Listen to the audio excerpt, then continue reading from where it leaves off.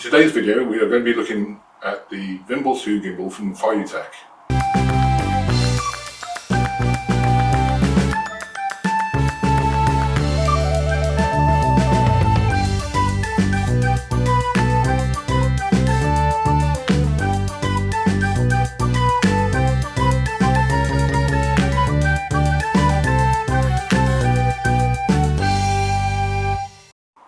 So let's take a look at what you get when you buy the Vimble 2 gimbal.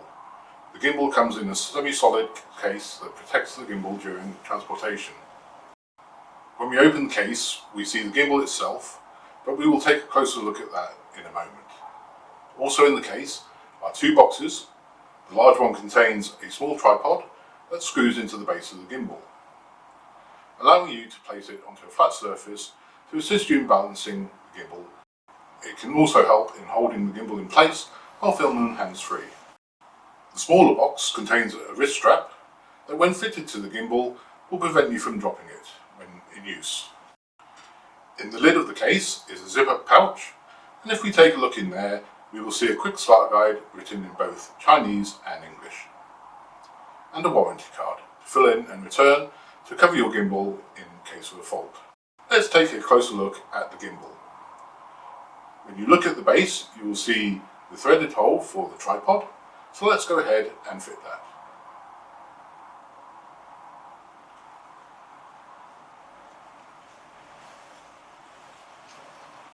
Moving up the handle, we see the main controls, which comprise of a button for recording video on your phone or to take a photograph.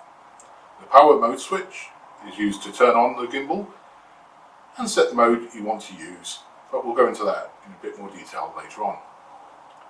Above all the controls is a coloured LED status light. When charging the unit, it will be red, turning to green when charging is complete. It also indicates the mode that the gimbal is currently operating in. Next is the joystick that controls the yaw, pitch and rotation of the gimbal head and your phone. To the left of that is a USB port for charging your gimbal with the enclosed cable. And to the right of the joystick is the switch to adjust the focal length of your camera on your phone. This means you can zoom in and out by using the gimbal without having to touch the screen of your phone while you're filming. Finally, on the rear of the gimbal handle is the trigger, which has a number of uses that we'll talk about a bit later on. Looking further up, we have the 3-axle gimbal head with 2 motors and a phone holder. The cross arm of the gimbal head can be slid in and out to help in balancing your phone. And the final feature of the gimbal body is the extendable selfie stick. Just hold the bottom ring on the gimbal head and pull upwards. The gimbal will then extend a further 7 inches, allowing you to get high, up or low shots. Once you've fully charged the gimbal, you can place your phone into the phone holder and take the corresponding short cable and plug it into your phone and into the arm of the gimbal head. This will allow you to charge your phone from the battery of the gimbal, and you can plug an external battery pack into the gimbal during use, which will recharge the gimbal as you use it, allowing for longer filming. The phone holder can be rotated in 90-degree increments to allow for alternative mounting of your phone.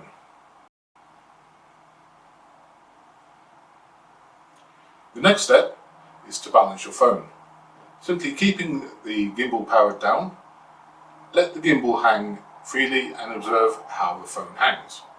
If it hangs down on the left, move the cross arm in towards the right, and vice versa. Once the phone remains fairly straight in the middle, the balancing is done. You can now turn on the gimbal. To turn on the gimbal, hold the power button until the LED status light shows green and the gimbal beeps. To turn it off, hold the power button until the LED status shows red and the gimbal beeps again. For the most simplest movement of the gimbal, simply use the joystick, moving it in the direction you want the gimbal head to move. To shoot vertically, hold the gimbal handle perpendicular to the ground like so, and hold the trigger button and press the mode button once. After about a second, the phone will turn into the vertical position. Note, it will only do this with the handle held horizontally. To return it to the normal filming position, press the trigger twice. To enter the default mode, or mode 1, press the mode button once, and if you have a flashing blue LED status light, the gimbal is in follow mode, and the phone camera will follow you as you turn or move the gimbal. Press the mode button once again, and the LED will turn solid blue. This indicates the gimbal is now in lock mode, and the phone camera will now stay focused on the item or place it was, even when you turn or move the gimbal.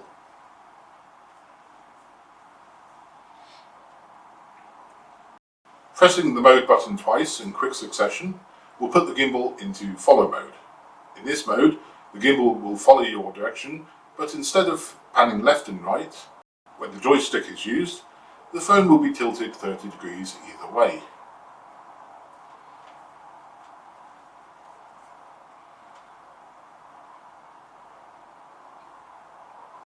Three clicks of the mode switch when using the Feiyutech app will switch between the rear and the front camera on your phone.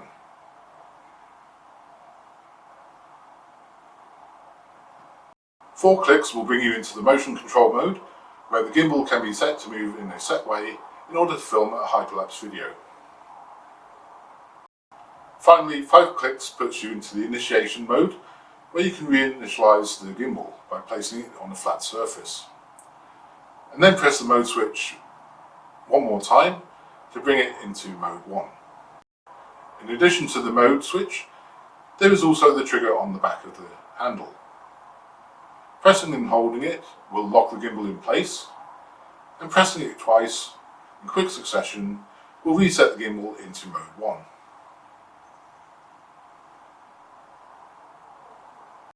The slider on the right hand side of the handle will zoom you in and out when in the Feiyutech app. The Feiyutech app is pretty straightforward as far as normal camera settings, and has pretty much the standard settings as most camera phone apps.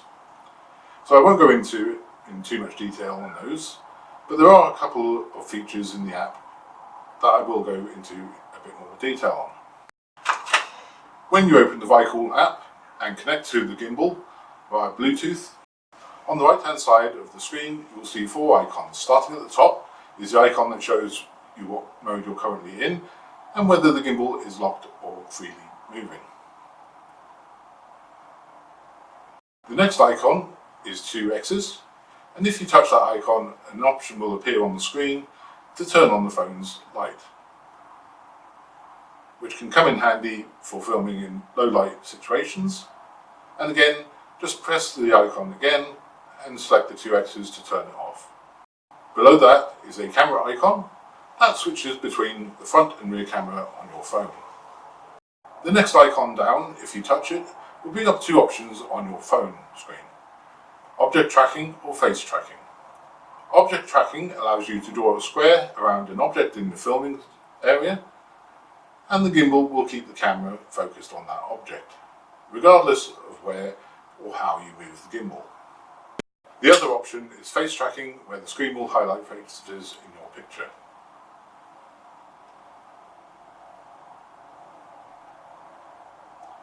And at the very bottom is 3 horizontal lines, which will take you into the main menu. Again, I won't go into detail on this because it's pretty much the same as most other apps. In the Feiyutech app are 3 camera modes: panorama, video and time-lapse. The only function here that is different to most camera apps is the time-lapse.